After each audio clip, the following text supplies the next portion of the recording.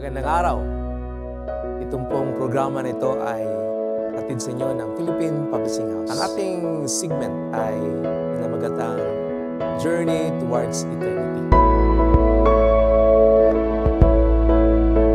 Sa travel pa lamang, going to heaven pa yan na as we pass through Orion.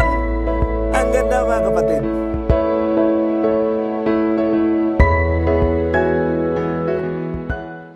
Magandang araw. Itong pong programa na ito ay hatid sa inyo ng Philippine Publishing House. Ang ating segment ay pinamagatang Journey Towards Eternity.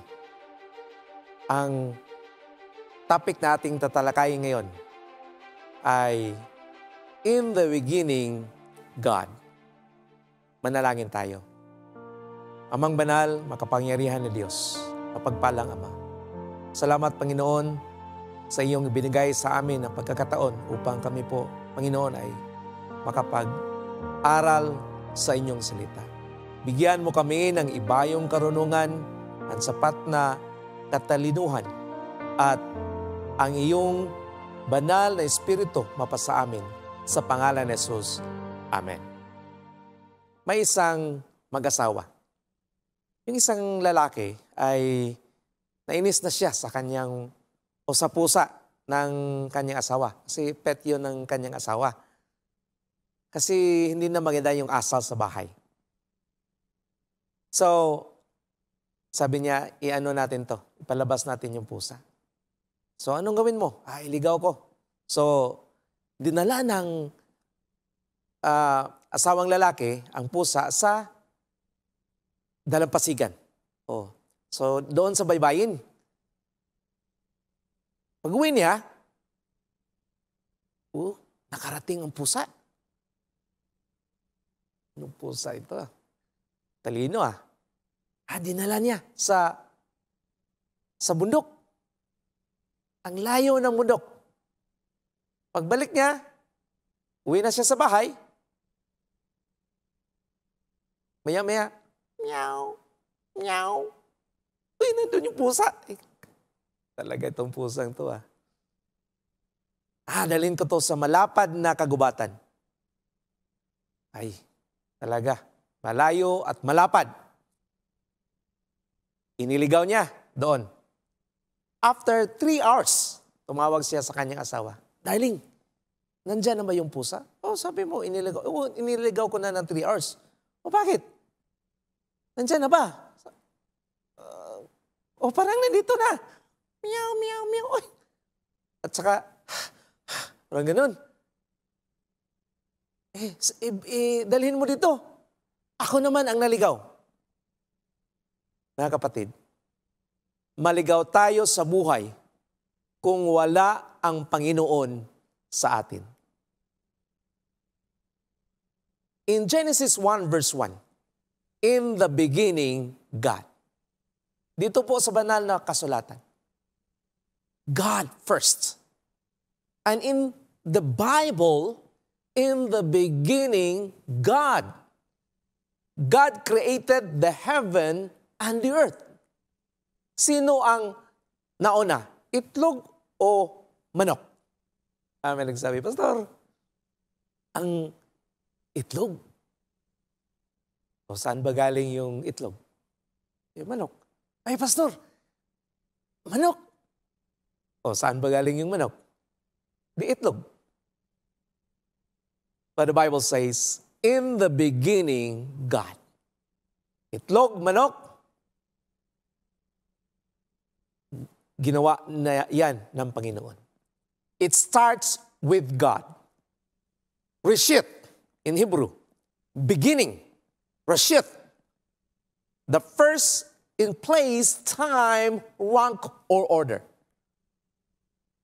Revelation 1 verse 8, I am the Alpha and the Omega, says the Lord God, who is and who was and is to come. And then the Almighty. Ang ganda, mga kapatid.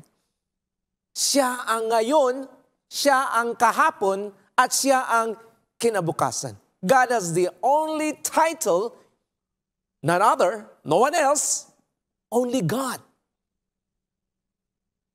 It all starts with God.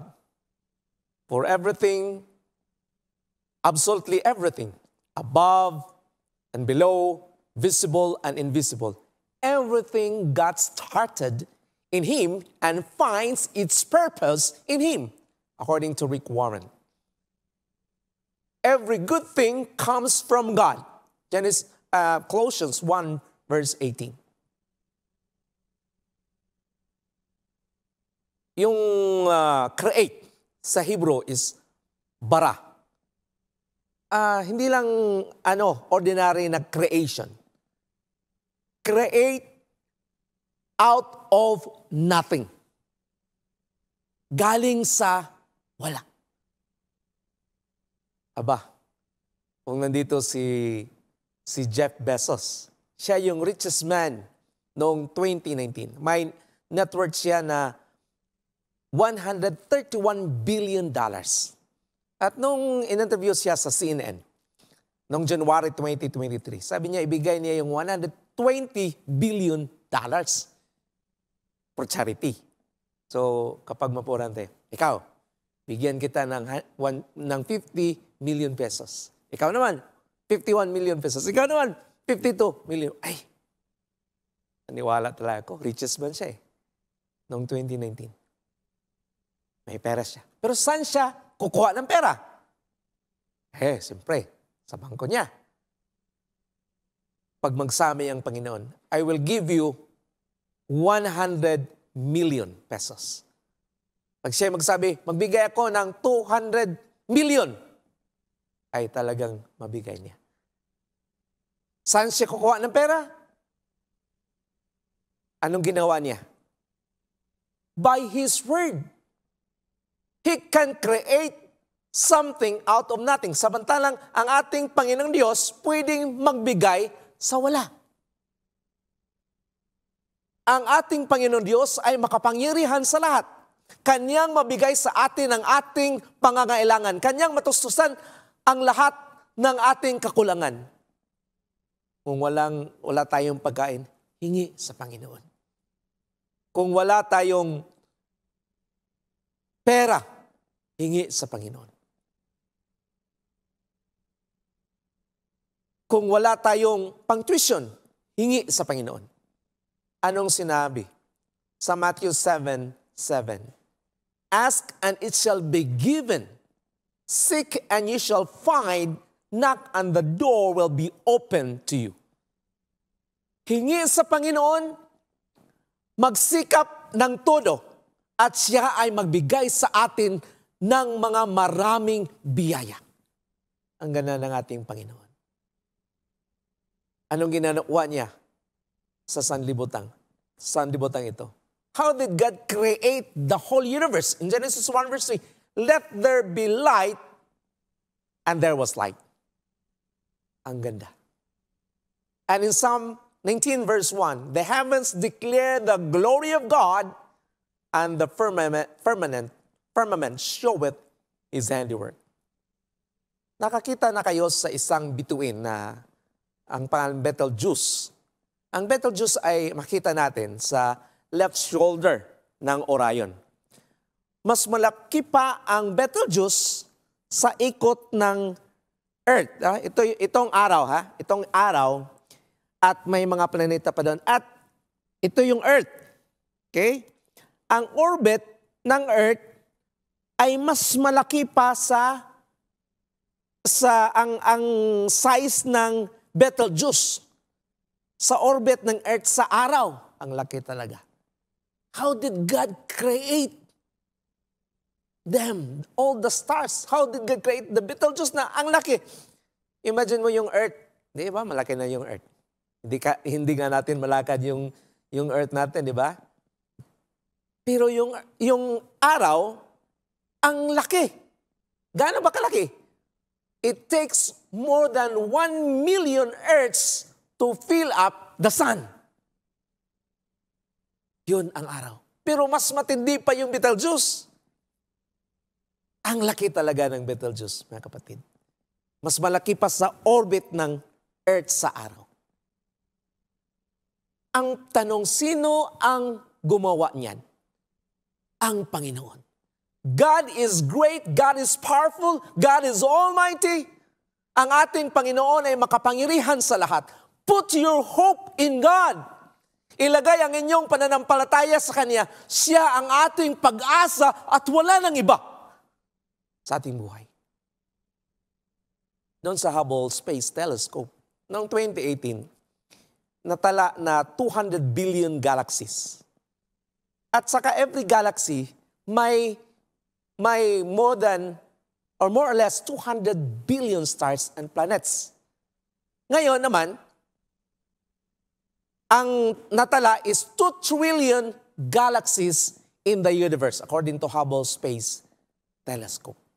Ang laki ng ating universe. Ang mga bituin at planeta sa langit ay mas marami pa sa lahat ng buhangin sa buong mundo. Kung ating bilangin yung buhangin sa lahat ng mga baybayin sa buong mundo, mas marami pa ang mga bituin at planeta. And how did God create them?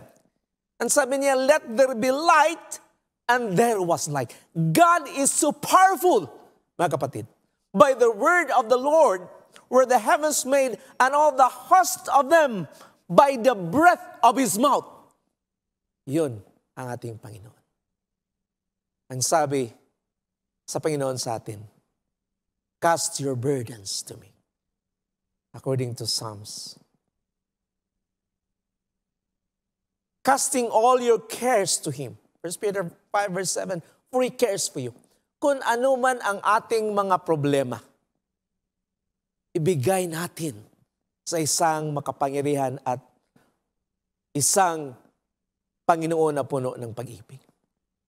According to King David, I will trust in the covert of your wings. Doon ako, Panginoon. The righteous shall be glad in the Lord and shall trust in Him. When we trust in God, wow, ang ganda, mga kapatid. Masaya ang buhay. Ang ating Panginoon ay makapangyarihan sa lahat. Siya ay handang umalalay sa atin. Ibigay natin ang ating lahat ng mga problema. Kung ano man yun, kayo lang ang nakakaalam. Kayang-kaya yan ng ating Panginoon kasi siya ang nagmahal sa atin. Tayo ay magtiwala sa Kanya palagi. Siya ay magbigay sa atin ng ligaya. In Genesis 1 verse 26, ito ay isang magandang text sa Genesis. And God said, let us make man in our image after our likeness. God connected with us. Ang tanong, where did you come from? Yung mga atheists, hindi naniniwala sa Panginoon. Naniniwala sila sa evolution. Tayo daw ay galing sa isang maliit na silula. Hanggang naging butete. Hanggang naging palaka. Hanggang naging unggoy. Naging orang-utang. Hanggang naging Homo erectus. Then naging Homo sapien. At naging tao. Doon tayo galing. Maniwala pa kayo dyan? Para sa akin, wag naman. Hindi yun ang mga ninuno ko. Ang ninuno ko, ang Panginoon, si Adan at saka si Eva na ginawa ng Panginoon. God created us in His own image. Ang ganda. Yung kamay niya talaga, hindi na siya ang nagsabi, yung kamay niya ang gumawa sa atin. God said, let us make man in our image after our likeness. We are in the likeness of God. May isang tao sa India. Doon siya sa bundok. Inanyayahan siya ng kanyang kaibigan na doon sila sa kanyang bahay sa syudad. Pagpasok niya sa bahay, ang ganda talaga ng bahay mo dito Yung buwan pwedeng mahawakan. Ano bang nakita niya? Bulb. Dinala siya sa kitchen. May pinaon niyang kanyang kaibigan. May apoy. Ha? Grabe talaga. Walang kahoy. Ba't may apoy? Ano ba nakita niya? Gas range. Dinala siya sa shower room. Ipinaon. Maraming tubig. Malakas ang tubig. Walang bukal dito Ba't maraming tubig? Ano ba nakita niya? Shower. Dinala siya sa sala. May pinaon yung kanyang kaibigan. Ano nakita niya? Ay, isang electric fan. Sinundan niya. Inikot niya hanggang sa wire, hanggang sa outlet. Nakuryente siya. Power inside, power inside, power inside. Kapatid, there is power when we are connected with God. At ang pinakamaganda, mga kapatid, hindi tayo ang nag-initiate, siya ang nag-initiate sa power na yon. Ang galing ng Panginoon. When there is connection with God, there is power. There is power in our lives, whatever work we are, whoever we are, there is power in our lives when we are connected to God. May matinding kapangyarihan kapag nakonekta tayo sa Panginoon. Dapat idugtong natin ang ating sarili sa Panginoon para may ugnayan tayo sa Kanya. Makapangyarihan ang Panginoon at walang imposible sa Kanya. Ating ibigay ang lahat sa Panginoon. Aba, ito ay pinakamaganda, mga kapatid. Pakinggan nyo. Genesis 1 verse 31. This is one of my favorite texts in Genesis. And God saw everything that He had made, and behold, it was very good. Ito'y pinakamaganda. Talaga, yung ginawa ng Panginoon ng buong linggo, sabi niya, it was very good. Kailan yun nangyari? Kailan yan sinabi ng Panginoon? Sa wala pa nagkasala ang ating mundo. Sa wala pa nadungisan ng kasalanan at kasamaan. Talagang maganda ang ating mundo. Ang ganda talaga. Na mismo yung makapangyarihan na Diyos, yung Panginoon na gumawa ng ating universe, yung powerful God, siya yung nag-declare, it was very good. According to Ellen White, sa Alpha and Omega, sabi niya, the surface of the earth was almost flat. There were not high mountain and deep canyons and cliffs. There were no big oceans. The weather was almost perfect. Almost perfect. Walang high and low temperature. Ang ganda ng ating sanlibutan. But the flood has greatly devastated the world. The sin has greatly devastated the world. According to Bible story. Ang ginawa ng Panginoon, ang ganda talaga na pinakamagandang paraiso sa buong universo. Mga mataas na mga puno kayo, lofty trees. Ang ganda. Crowned with God's glory. All the varieties of flowers nandoon, maraming mga bulaklak hindi pa natin nakita. At ang matindi pa doon, the flowers never wither.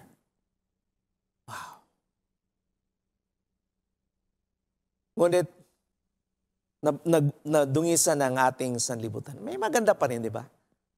After sin, after the fall, after flood, may maganda pa rin na makita natin. May Niagara Falls, Mount Everest, Grand Canyon, Amazon River. O dito sa Pilipinas, El Nido, Palawan, ganda ng mga islands. Rice terraces sa Ifugao. Ang tanong, when shall we see the perfect beauty of God's creation? Revelation 1 verse 7, look He is coming with the clouds and every eye shall see Him. We have the hope. May pag-asa tayo mga kapatid. Jesus is coming. When the Lord Jesus shall be revealed from heaven with His mighty angels. Ang ganda.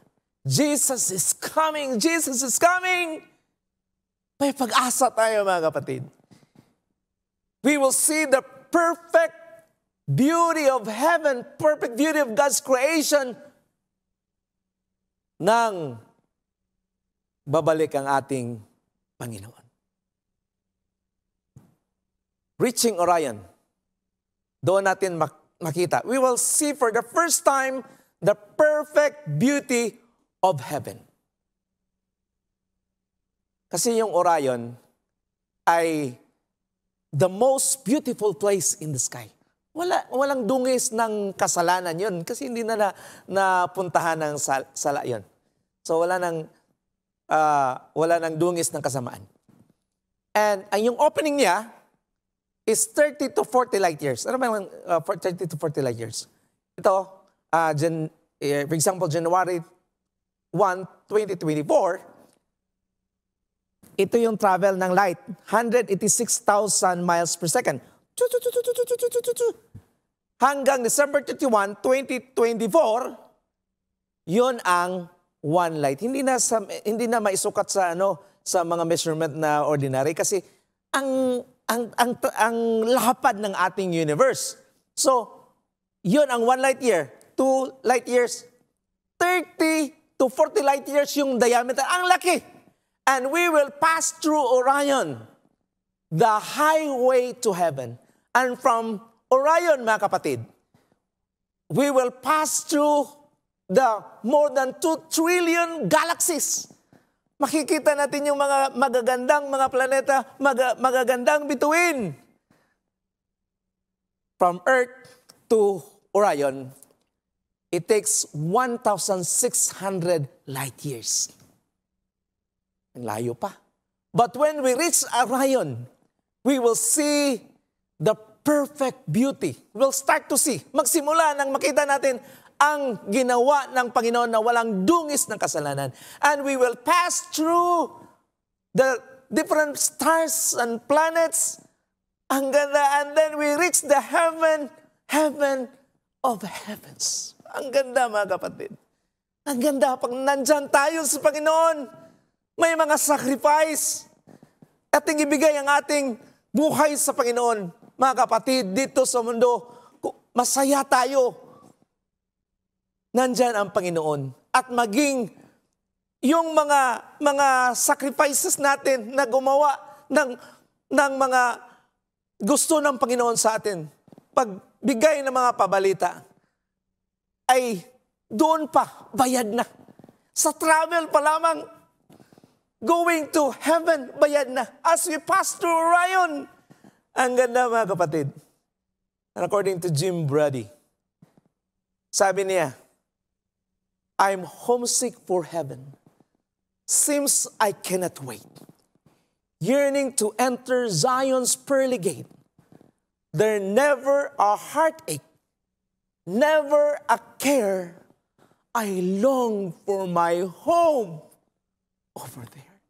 Ang ganda mga kapatid. We long for that home over there. Mga kapatid, bigay natin ang ating buhay sa Panginoon. You will not regret. You will not regret.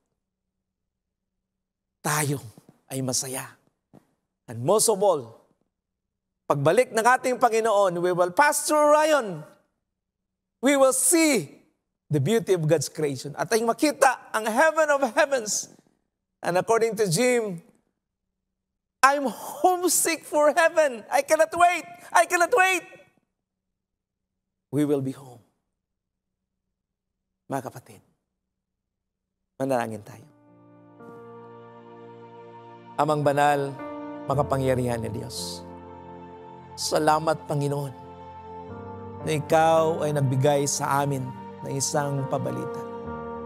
Na nagbigay sa amin, Panginoon, ng kasigasigan upang kami, Panginoon, ay lingkod sa inyo.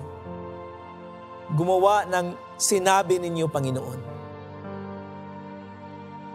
Panginoon, hubugin mo kami ng inyong pagmamahal. At punuin mo kami, Panginoon, ng iyong kabanalan upang ang aming buhay ay puno ng kabanalan. Panginoon, tagapin kami. At sana, Panginoon, ang iyong banal na presensya mapasa amin. Bigyan mo kami, Panginoon, ng kaligayahan sa mga problema na aming hinaharap. Bigyan mo kami, Panginoon, ng pag-asa. At higit sa lahat, ang pag-asa na kami ay sasama sa inyo hanggang sa walang katapusan, sa langit na bayan na iyong ihanda sa amin. Ito'y aming hinihiling sa matamis na pangalan ng aming makapangyarihan at minamahal na Panginoong Hesus. Amen.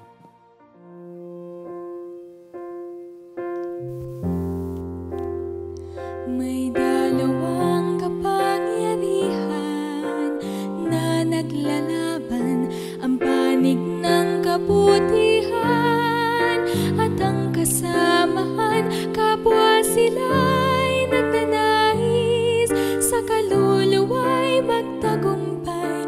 Aling kapangyarihan ang nais mong papanigan? Kapag Diyos ang maghahari, sa puso't isipan mo walang puwang. Ang dyablo sa kanyang panunukso, magdamo ng kapayapaan. Sa gitna ng kawalan, malapit nang magwawakas, malaking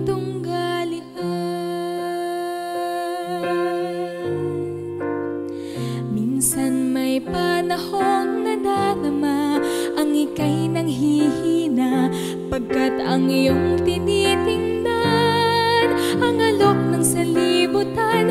Mga kaaway nagsisikap upang maagaw kanilang ganap.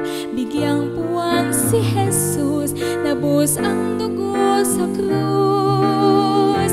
Kapag Diyos ang maghahari, sa puso't isipan mo walang puwang. Ang dyablo sa kanyang panunukso, magdamo ng kapayapaan. Sa gitna ng kawalan, malapit nang magwawakas, malaking tunggalian.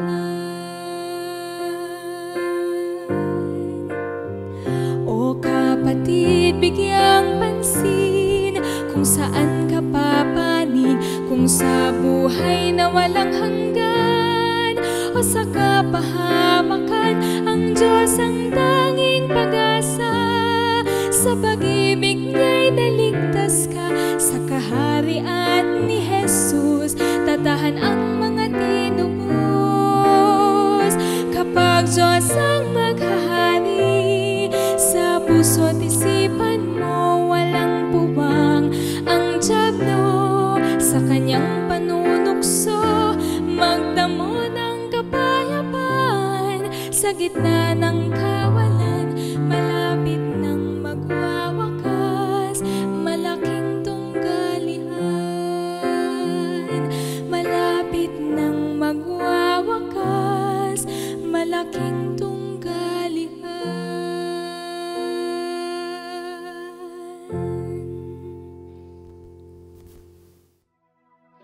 I am a messenger. I will go. As we commit to go house to house, person to person for Jesus, here are new books for 2022 that can go with you. Discrimination, intolerance, hatred. These happen when people do not know the value of each member of the human family from an early age. Teach children how to love beyond differences in children around the world. Now with a coloring book. Read them and rhyme, dialogues and mental images, easy and enjoyable reading. Rekindle children's love for reading with all original paintings and our retelling of well-loved stories from the Bible with My Bible Treasures. Who is the Holy Spirit? Why is He a gift? Read this devotional book by Sister Ellen G. White. Alone or with your family, and ye shall receive power. Make young people's faith trending. Recall God's faithfulness and blessings with this daily devotional book for the youth by the Northeast Luzon Adventist College. #Promises of Hope. Affections, reconciliations, attachments, missions, collaborations, devotions.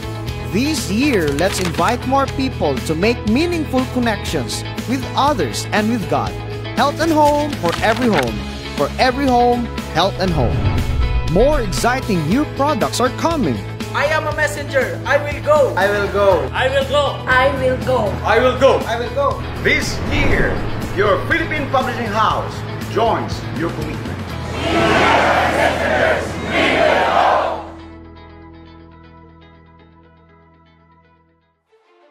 Welcome po sa ating programa.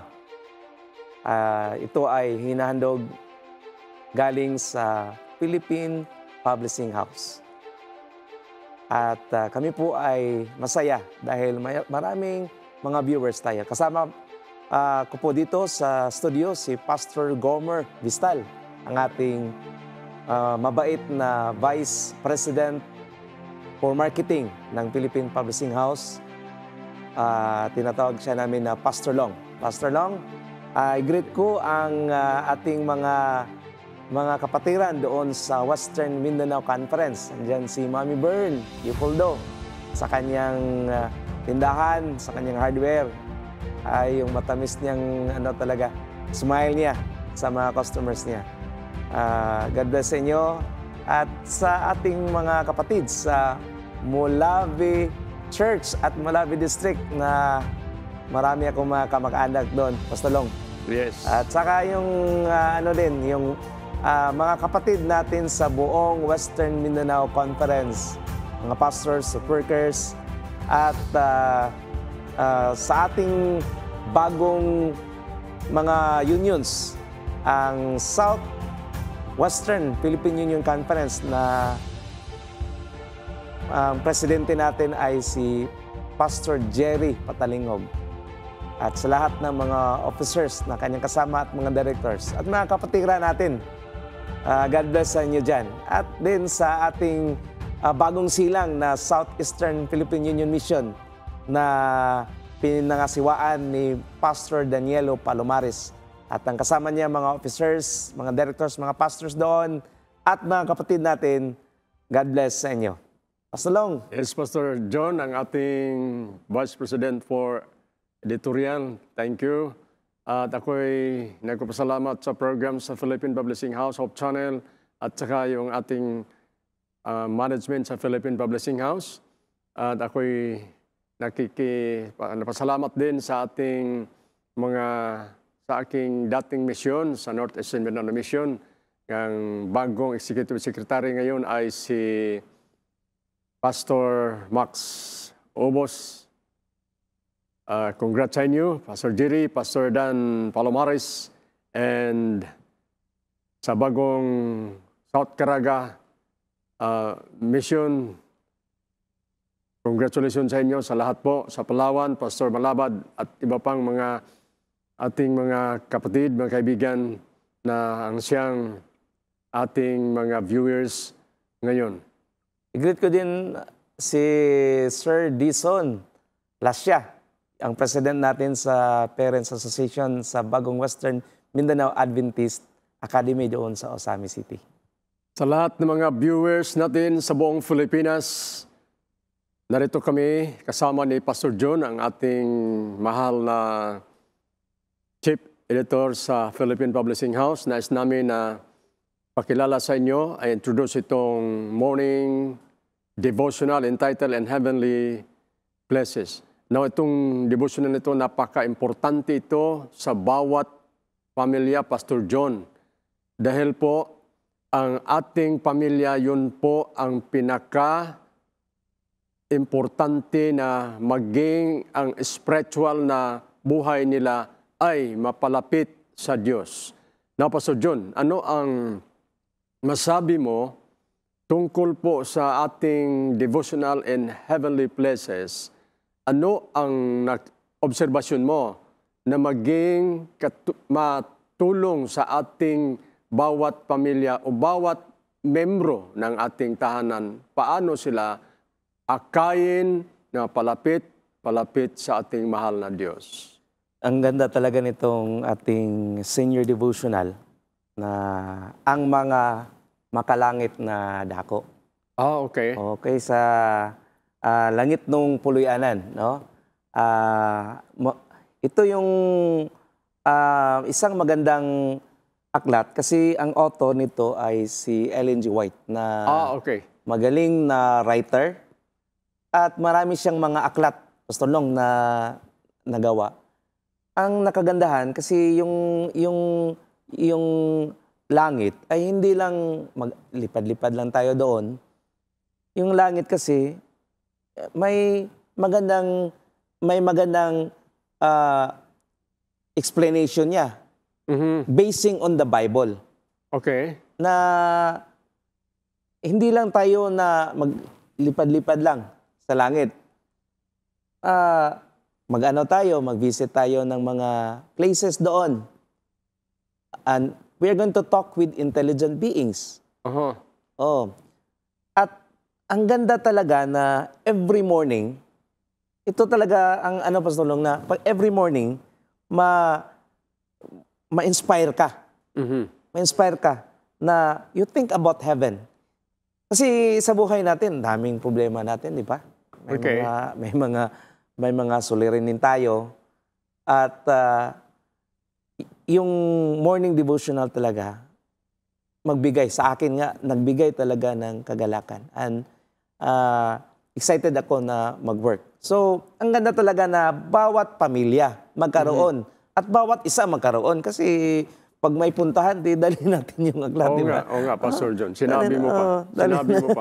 Itong morning devotional, ang author dito, hindi lang po kilala sa Pilipinas, but buong mundo, kilala talaga siya. At ito ay ibig sabihin dito na bawat isa, mahanda po. Kasi preparation ito eh. Paano mahanda ang bawat isa na yung relasyon sa Diyos, yung preparasyon, kasi po, itong ating mundo na ating ginagalawan, temporaryo ito. Hindi tayo dito manatili. Tama yan. So sa pamagitan ng aklat na to, malaking tulong paano natin mahanda ang sarili at ang buong pamilya at atin ring i-share sa ibang tao.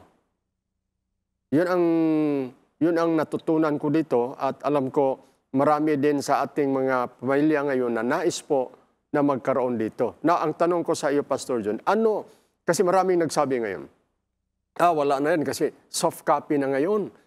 Mayroon nang nasa internet, madaling i-browse. Now, ano ang masabi mo? Ano ang advantage kung mayroon kang ganito, ikumpara po sa mga soft copy? Ay, yung ganda talaga pag makapag-underline ka at saka balik-balikan mo. Okay. Balik-balikan mo. Yung mga sinabi dito, ang ganda talaga ng format kasi may text sa Bible. So balikan mo yun, ito pala sa John 16 verse 27. At dito nagsimula ng in-explain ni Ellen White, ang ating author, ang kagandahan ng Panginoon, ang langit na bayan, at pwede nating balik-balikan. So, ibig sabihin, Pastor John, ang kaibahan sa hard copy at saka soft copy, ang soft copy, after 5 years, wala na po yon. Whereas ito, even 30, 20, even 50 years, yun. manatili ito. Gaya dito, sa devotional, pwede mo siyang lagyan ng note. Tapos, at saka ito, wala siyang maintenance. Wala siyang load na i-maintain mo. Wala ding kahit kung walang signal, pwede magamit mo. At anytime, maging consultant mo ito sa tahanan mo. At kahit saan ka pupunta, tama yung sinabi mo, na kung pwede, bawat membro ng tahanan, mayroong isang kopya. Tama yun. Napakaganda. Kasi ang ating devotional talaga, pinaghandaan to. 2 years before before ang Publication. time o publication, pinaghandaan na to, pinag-pray to. Oho. At saka ang mga pages nito ay very inspiring talaga. Na ito lang ay mura lang to kumpara sa mga cellphone natin. Diba? Kung makabili tayo ng cellphone na mamahalin, ito mura lang compared sa cellphone. At then, investment ito sa langit. Yung cellphone natin, mawala lang yun, di ba? Pero investment ito, not only for heaven, but also sa ating future dito. Sa mundo. Okay. Yung buhay natin sa mundo. Kasi ito yung guide natin na yung buhay natin ay maging kunting langit.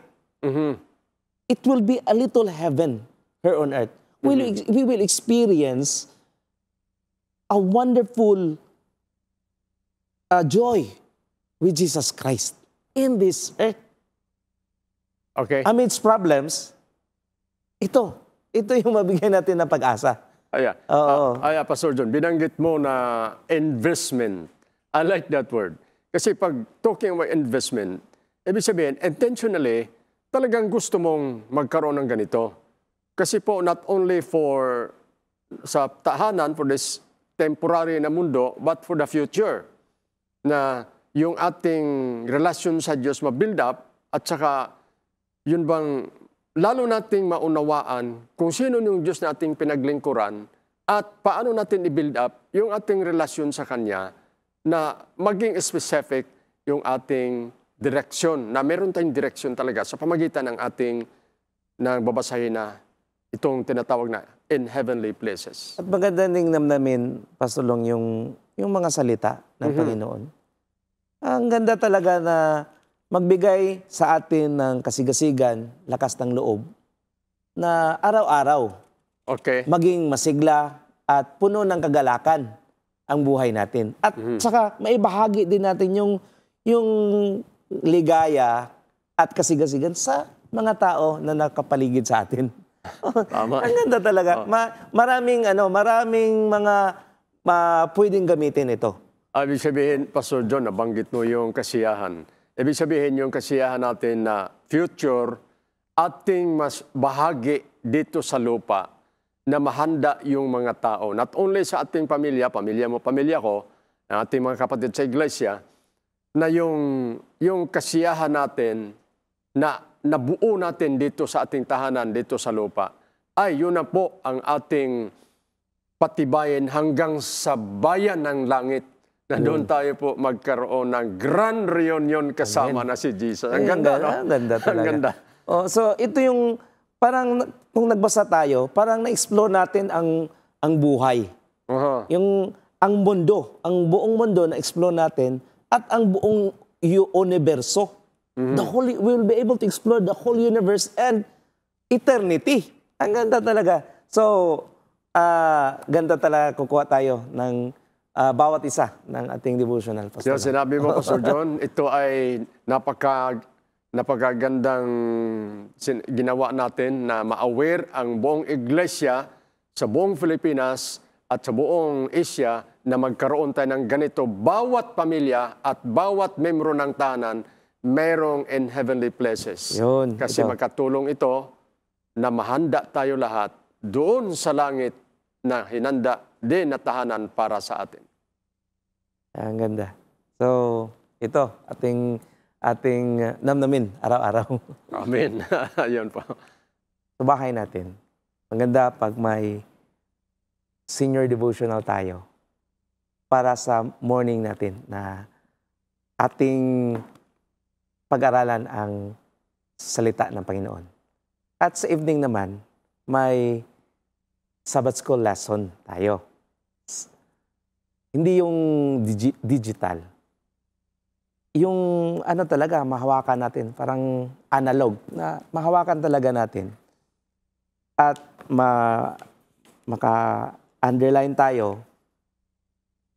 Ang ganda, Pastor Long, pag may copy talaga tayo. So, ang gawin natin, mga kapatid, i-order na natin. At saka, ano na natin ang bigay na natin ng ibigay natin yung payment sa pastor. Pastor, Okay. ito yung para sa lahat ng mga Adventist, mga kapatid natin, magkaroon talaga nito. Okay. Kasi investment to eh.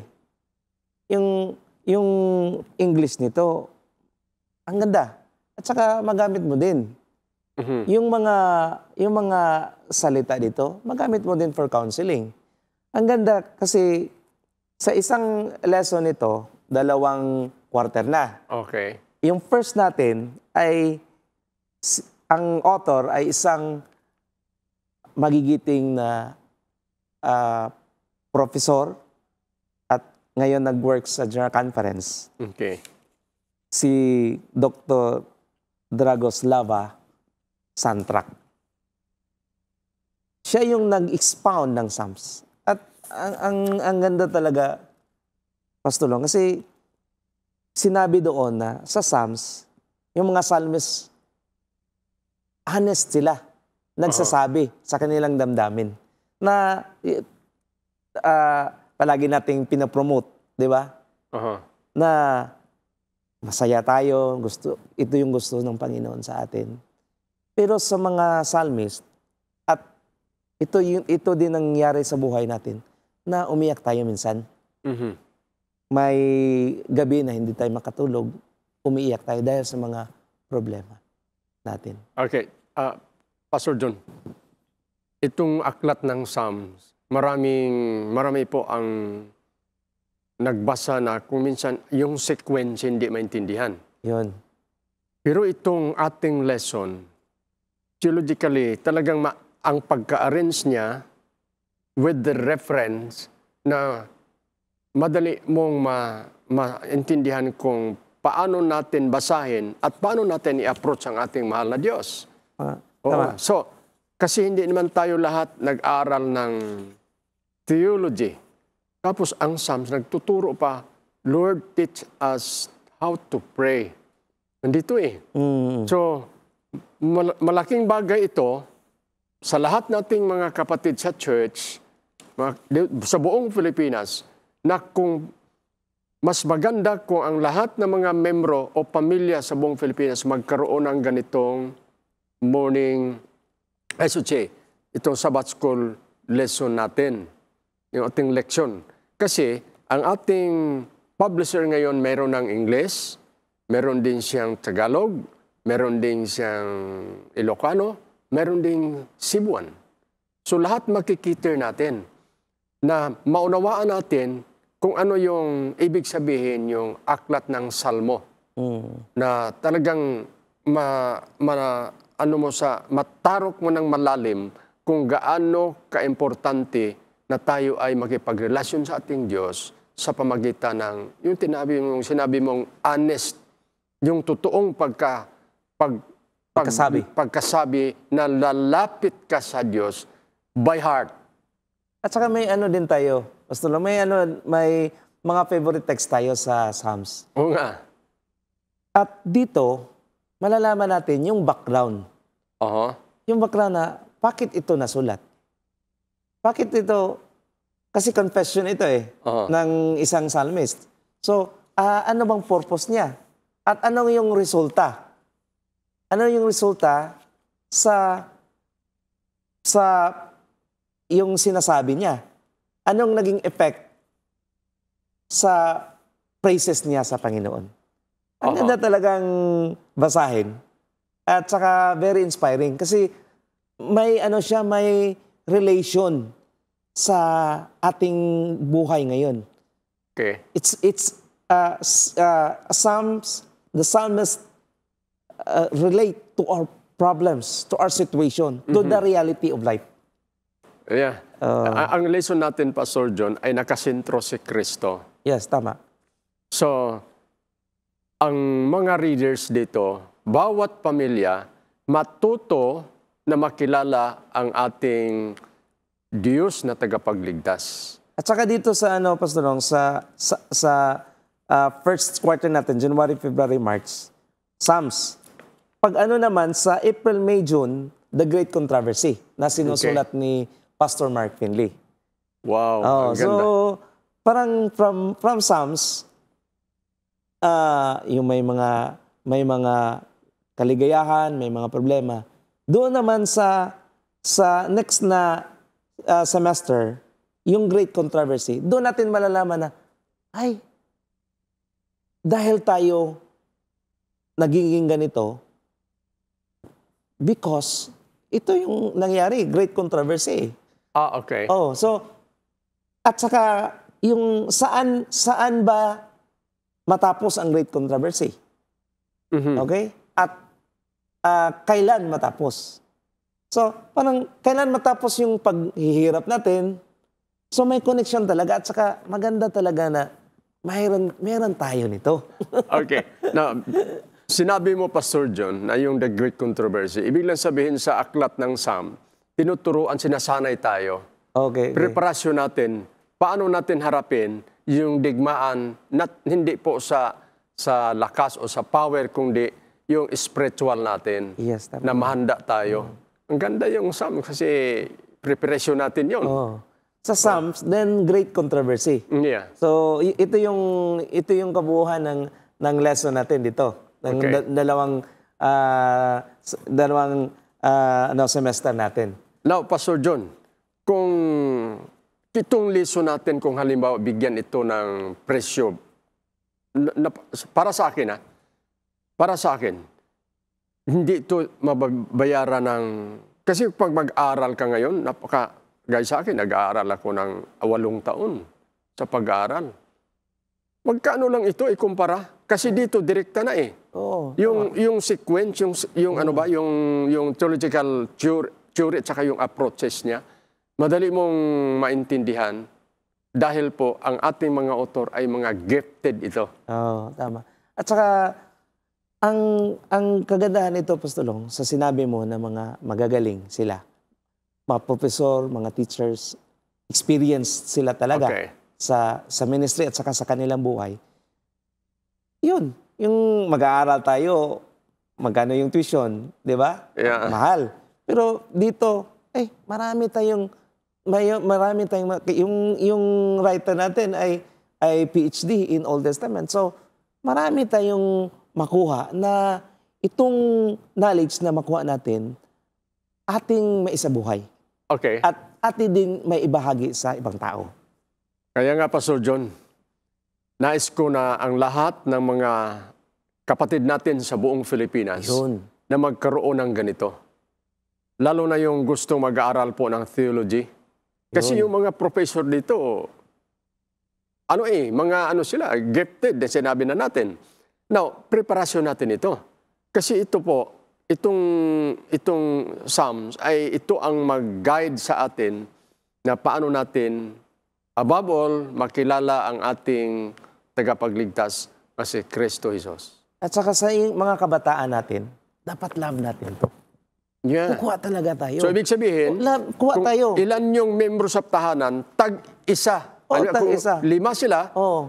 tatay nanay 7, Oo. 7 Sabbath school lesson. Oo, sa Sabbath school lesson. Yung mga teenagers natin, love talaga natin tong lesson. Mhm. Oo. Kasi ito yung maggabay sa atin na tayo po ay maging magtagumpay sa buhay. At Yeah.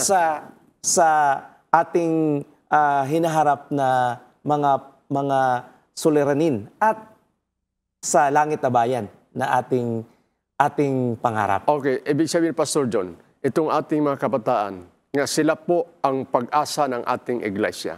Dapat mahubog sila dito. Na kung ito ang ma-instill sa subconscious mind ng ating mga kabataan, preparado sila na magiging church leader somehow sa pamagitan ng pag-aaral ng ating Sabbath school lesson. At preparado din sila sa buhay nila. Amen. Yun ang ating Okay. Mga kapatid, kami po ay manalangin para sa inyo. At tayo po ay susumamo sa harapan ng ating Panginoon.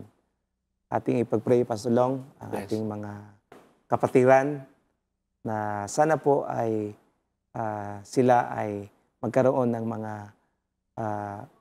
devotional books, at saka yung lesson, at saka yung maraming biyaya na kanila matatanggap. mga literature evangelist natin, mga ating mga viewers, ating ipag-pray, mga kapatid natin na maging lumakas ang kanilang pananampalataya sa Panginoon. Tayo manalangin. Mahabagin naming Diyos na ang tahanan ay nasa langit. Masaya kami, aming Ama, dahil inyong tinubos ang aming pagkasala doon sa cross. Inyo kaming pinili na inyong mga anak sa inyong tahanan na inyong hinanda at tinanggap nyo kami na inyong kamanggagawa sa sagradong gawain. Aming Ama, ngayong umaga, dalangin namin ang aming mga leader. Galing po sa Drag Friends hanggang sa lokal ng iglesia. Ang lahat ng mga membro sa iglesia, Panginoon, alalayan, akayan niyo po sila. Ngayong umaga, dalangin ko rin ang mga newly elected na mga officer sa Union, sa Southwestern Philippine Union Conference, sa Southeast Philippines Union Mission, at iba pang mga mission sa Caraga, sa Kidapawan, doon sa Iloilo, sa Panay. Panginoon, pangunahan niyo sila sa Mindoro. Panginoon, ngayong oras na to, aming idulog sa inyo ang aming mga officer. Lahat ng mga administrator, maawa po kayo, samahan niyo po sila. Lahat ng mga publishing leaders, EPML, literature evangelist. Panginoon, sana kayo po ang mangunguna sa lahat ng mga gawain, lalo na sa lahat ng mga subscriber, lahat ng pamilya sa buong Pilipinas na makakuha po ng morning devotional at ang Sabbath School lesson. Bawat pamilya, kung meron silang member sa tahanan na 3, 5, tag-isa bawat isa. Salamat po ngayong oras na to na kayo po ang mag-akay, magbigay ng pangailangan araw-araw. At idalangin ko rin, aming Ama, ang Hope Channel, ang siyang nasa likuran sa programa na to at ang management ng Philippine Publishing House sa pangunguna ni Pastor Noy Hiyasa, lahat ng mga officer, lahat ng worker sa buong bansa ng Pilipinas. Kami magkakaisa. Paano gagawa na nagkakaisa na buo ang aming puso? Dahil po itong mundo na aming ginagalawan, malapit na po ito gugunawin. Salamat ng marami na inyong pinakinggan at tinanggap nyo ang aming pakiusap sa inyo ngayong umaga. Ito po aking dalangin sa pangalan ng Diyos Ama, Diyos Anak, Diyos Santong Espiritu. Tanggapin namin ito sa pangalan ni Jesus naming tagapagligtas. Amen. Mga kapatid, bagaman tayo ay may mga pigati, mga pagdurusa at problema sa buhay, may pag-asa tayo galing sa ating Panginoon. Ang Kanya mga salita ay magbigay sa atin ng inspirasyon. Salamat, Pastor John, sa lahat ng mga viewers. Masaya kami na napaabot natin ang mga pamaraan kung paano magkaroon ng ating mga material supply sa ating tahanan. Kasi po ang tahanan, ang pinaka-importante, yun ang po ng nais ng Diyos na ang tahanan ko, tahanan ni Pastor John, lahat ng mga kapatid sa buong Pilipinas, pagdating ni Jesus, maligtas kayo.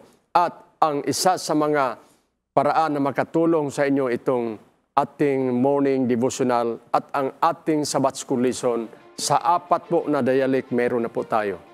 Kaya Pastor John, napaka-balad po natin na meron tayong Philippine Publishing House na ito ordained by God and under His special supervision na tayo magtulungan, na tayo mag-rally together na itong gawain ng Diyos na sagrado ay ating masuportahan hanggang sa pagdating ni Jesus. Maraming kaluluwa na mahanda sa kanyang pagdating dahil po tayo nagtulong-tulong para sa kaunlad ng kanyang gawain. Galing po sa Philippine Publishing House, God bless sa ating lahat.